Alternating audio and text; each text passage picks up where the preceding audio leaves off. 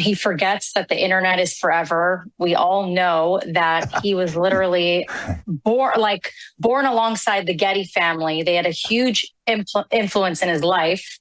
And there's no Wonder Bread sandwiches, no basketball hooping, like whatever accent he just brings out to fit in with this crowd is just, it's not even, you could tell that even they weren't buying it.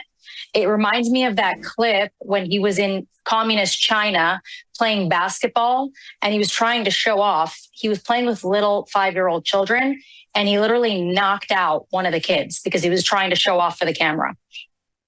He just lies every time he opens his mouth. Anything to show off for the camera. Right.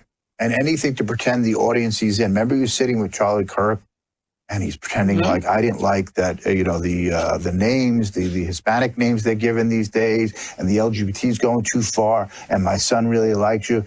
He wants the person, whoever it is, in front of him to like him at that moment, no matter what he says. Yeah. It's incredible. Yeah. The guy has no core element of truth to him.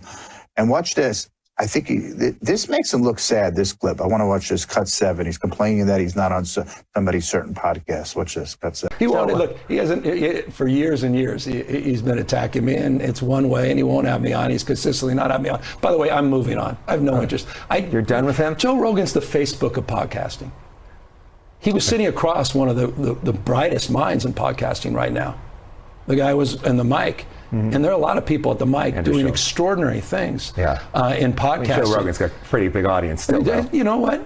But with all due respect, if he has a big audience but he doesn't have big enough confidence, I didn't go there, to have me on. Well, you've called him a chicken. He's been attacking for. But here's the thing: these guys, they all have something in common. It's one way. They attack, they belittle, they demean, they take things out of context. But this is a serious thing. Yeah. And so often we just sit back and go, oh God, I really would love to go on. Oh, if Kamala Harris just went on Joe Rogan, she would have won. It's not, it's so much deeper than that.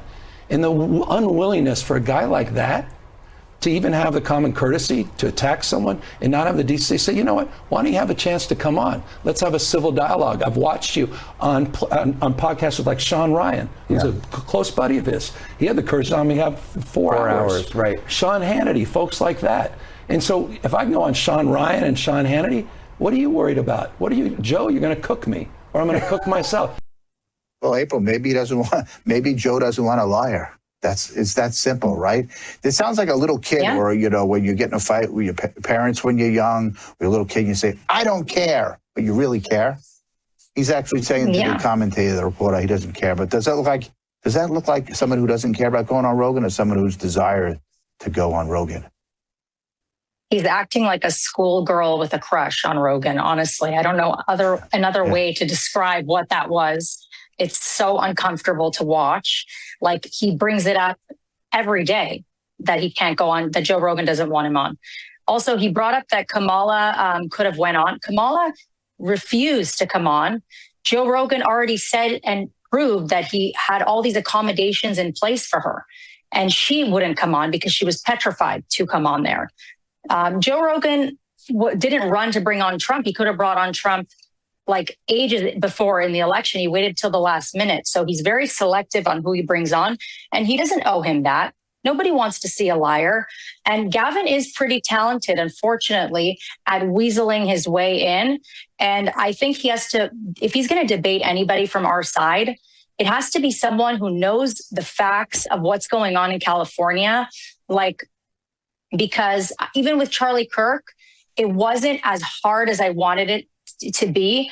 And when he did that debate on Sean Hannity and with Ron DeSantis, that moment, you can have all the facts on your side, but you have to know how to deal with this guy. And the only people who can deal with this guy is a Trump or a JD Vance or somebody along those lines, who are just going to be relentlessly hammering them nonstop.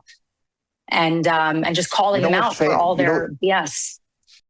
April, Joe Rogan is so real, his podcast. I remember years ago, he's sitting there smoking weed with, was it Alex Jones, maybe Elon as well?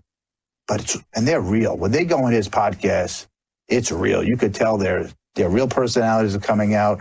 They're talking about everything for 2 or 3 hours. Gavin's just full of it. And I don't think he wants him on it because of his lies. And there's so much to unpack in that one clip. We need a therapist to join us to help us unpack it, because we're both not therapists. But let's go to Arnold Schwarzenegger, who answered that. But quickly tell the audience what Proposition exactly 50 is and why he's trying to push it down the throats of the California people. So California built the gold standard for elections in, I think, 2010. They have independent citizen-led redistricting. It's like a commission. And we voted, almost 5 million people voted for this to happen. And this is all in Arnold Schwarzenegger's time. So this is like his baby. And what it does is it hands the power back to the people from the politicians. And now Newsom is trying to take it all back and bring it back to the politicians. And it would basically end the independent commission that draws the district lines.